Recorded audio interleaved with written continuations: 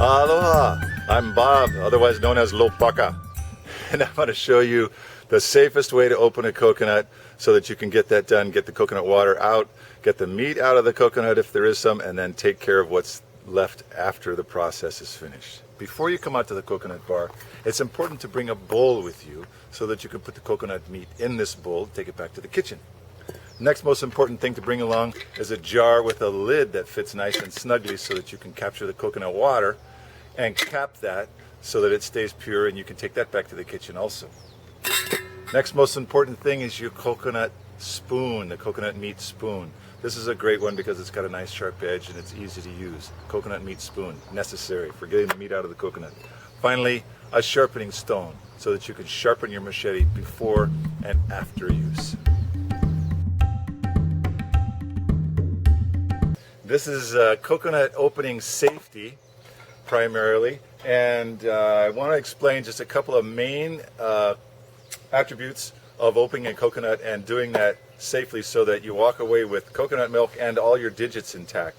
That it can happen just the opposite if you're not careful, so being careful is the primary concern. First thing you want to start with is a sharp machete. Make sure that your machete is good and sharp, otherwise you're going to have trouble cutting through the coconut husk. Okay? It's also a good idea to know your coconut. So this particular coconut is nice and heavy. That tells me that it's got a lot of water in it. It also has a nice bulge right about here, which tells me that that's where the nut is inside the coconut. So this is primarily where I want to cut. And from this part of the coconut up is mostly husk. From that part of the coconut down is mostly husk. So I want to get to the nut. I want to get to this bulging part, and I want to cut that as quick as I can. There's a couple of different ways to do that. I have a two-chop method that doesn't require you to hold on to the coconut, which is very safe, but you have to have ninja-like precision, almost samurai precision to get the two-cut method to work. Sometimes it turns into a four-cut method. I'll show you that too. Of the different kinds of coconuts that we can open, these are primarily from sea level, and they're from some trees that produce this torpedo-shaped coconut. Some of the coconuts get rather big. The larger coconuts can be good also. However, this one's a bit old. You see how it's all brown and the husk has gotten really hard. So this is going to be a really difficult coconut to open.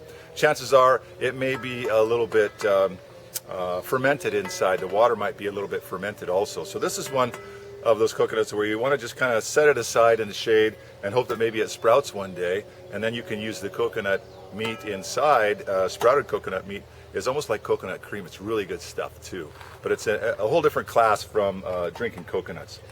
Something else I wanted to show you is that these coconuts have a good age to them, and I can tell that by the weight and just by the color of the husk. This means that there's probably some good coconut meat inside there. So once we get the coconut water out, we're going to split it open and see what kind of meat we have inside. So in addition to a sharp machete, I have another type of machete that's here, and this one's a little easier to handle. You can see there's difference in size. So this is more of a knife, and it's used for more precise shaving of the coconut husk. I'll show you a little bit about how that works. This one's good and sharp also. It just sharpened them all. A couple of things you want to keep in hand and have handy at your coconut bar is a good sharp file and a sharpening stone. And this is a two-sided sharpening stone. It's got a coarse side and it's got a fine side.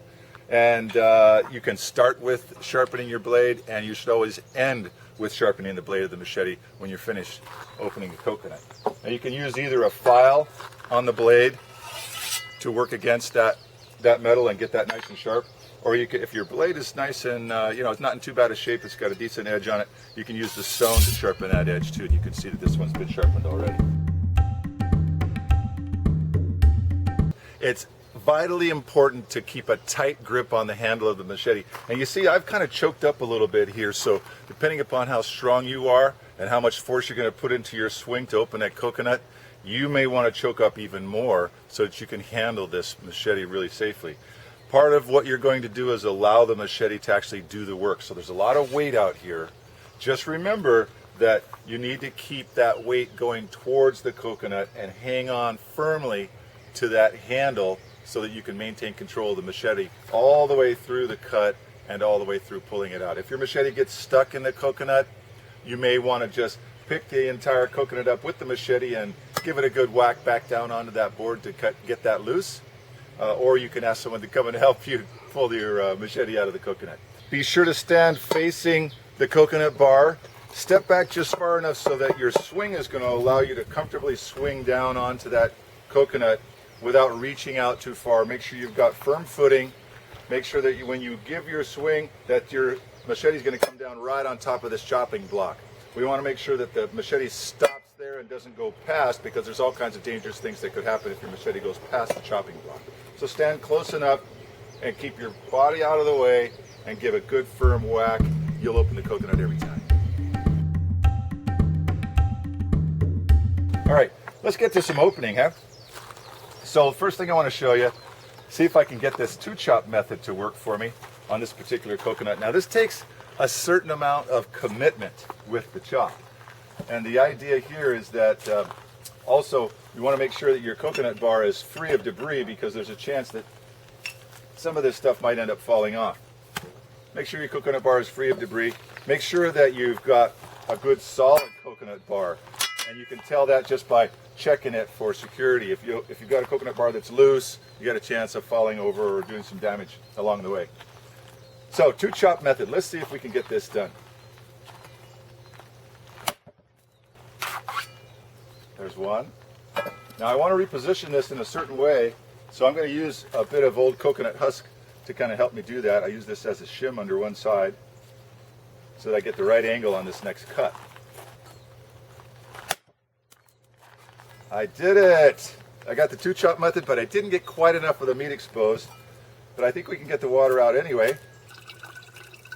Now usually coconuts will hold anywhere from a pint to a quart. The larger coconuts, like the Samoan coconuts, can hold as much as 1.5 quarts. I've even poured as much as 2 quarts out of one coconut. And this one, because they're smaller, didn't yield a whole lot of water, but I got a feeling it's going to taste really good. Oh yeah, sweet. Very nice. So we'll set this aside for now. I want to put the lid on. Just in case it happens to fall over, I'm not going to lose any of that precious coconut water. And here's where I finished the job. Now that I've got the water out, I want to open this coconut up and see what's inside. See what we have for meat inside there. And it's best to cook, when you're opening the coconut for the meat, that you want to chop long ways on the coconut. If you try to chop it sideways, you're going to have a harder time getting through it. So chop long ways on the coconut, and it's going to take about 3 different cuts to get this in pieces enough to open it up. Let's see if we can get through it. There's 1, 2, and 3. Look at that. Beautiful. Okay, so now I break out my nice coconut meat bowl that I brought along. And I've also got a coconut meat spoon. This works really good for getting the coconut meat out. And you see, once you get it under the edge, you can just pry it around. And this knife, this coconut spoon is pretty sharp, so you got to make sure that you're always prying away from your body.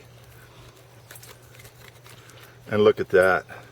Coconut meat. Now some of that coconut shell and the skin will need to be cut off once it gets into the kitchen, and we'll take care of that when we get inside. So we'll peel the rest of this out of here in just a little bit.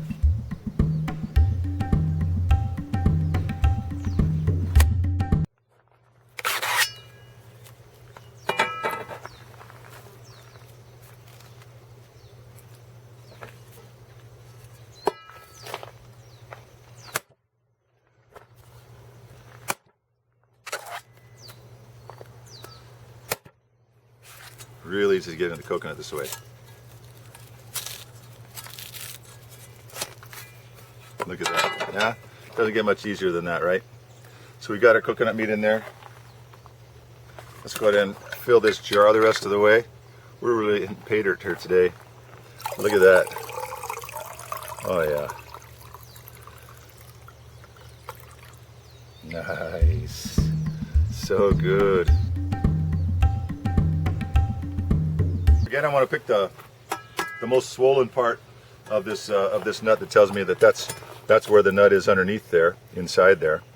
So again, I'm going to hold that down against the the coconut bar really firmly so that I've got a good grip on it, keep my thumb back out of the way, and I'm going to aim my machete so that I'm chopping just past the apex of this swollen part so that I'm going to get to that nut as quickly as possible. Again, this is also a committed cut, and I'm going to trade machetes. I'm going to use the knife this time because for me it's a little easier to control when I'm doing this type of cut.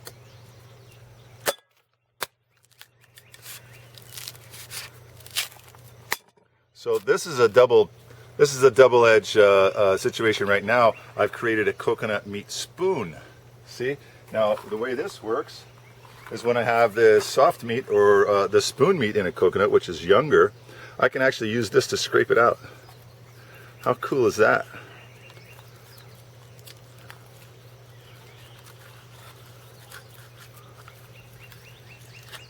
And look how nice and clean that comes out. Coconut ceviche.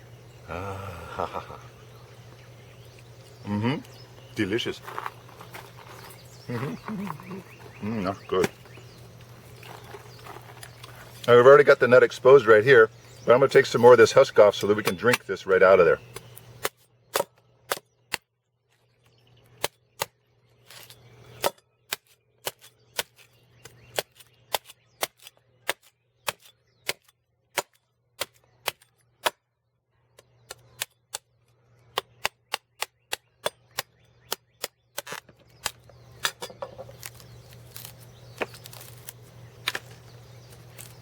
Relatively safe, huh?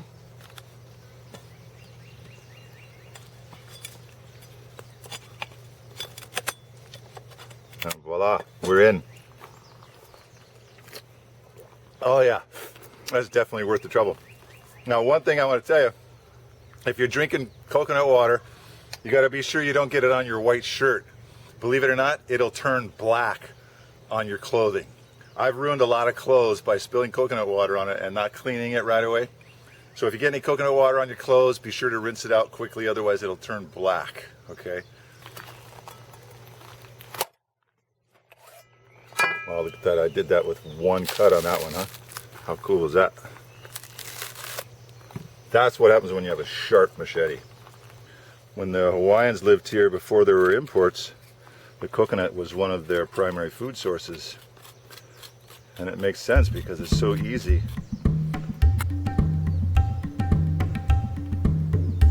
So right now I want to show you a proper method for handling all this, what's left over of the coconut. You see I've got this in at least 3 pieces.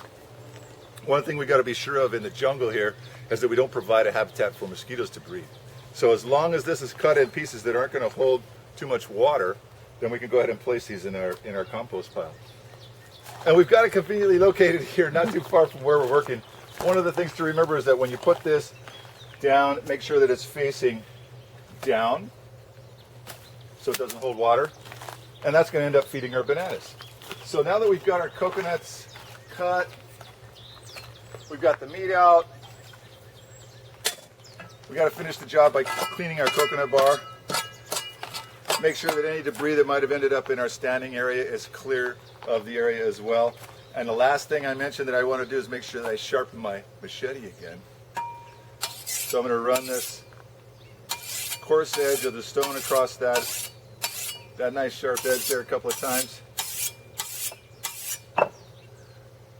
So we've got it nice and sharp again. We're ready to put it back in the holster. That lives right here in the edge of the coconut bar. We've got 2 machetes there. We also have a coconut coring tool. This is primarily meant to be used on younger coconuts, and you can tell when a coconut is younger because they usually don't have this much husk up near the top. They're more round near the top. But we're going to go ahead and give this one a try. So if we're going to use the coring tool only without using the machete, the first thing I want to do is pop this cap off, just like that. Clean off any of this debris in that area, because when I open this up, it's a good chance that it's going to squirt. So I also want to make sure that the tool is facing away from me. If I open it this way and the coconut has pressure in it, if this was picked at sea level and then brought up here to 600 feet elevation where we are now, there's going to be pressure inside there and it's going to squirt that coconut water out right in my face if I'm not paying attention. So I want to make sure that opening is facing away from me, the coring tool is facing away from me, and I start right at the edge. And it should go in relatively easy if it's got a soft coconut inside there. And this one's not.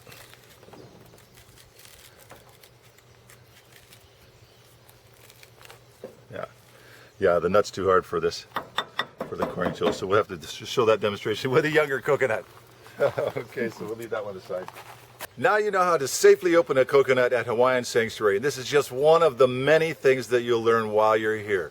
Have fun. Aloha.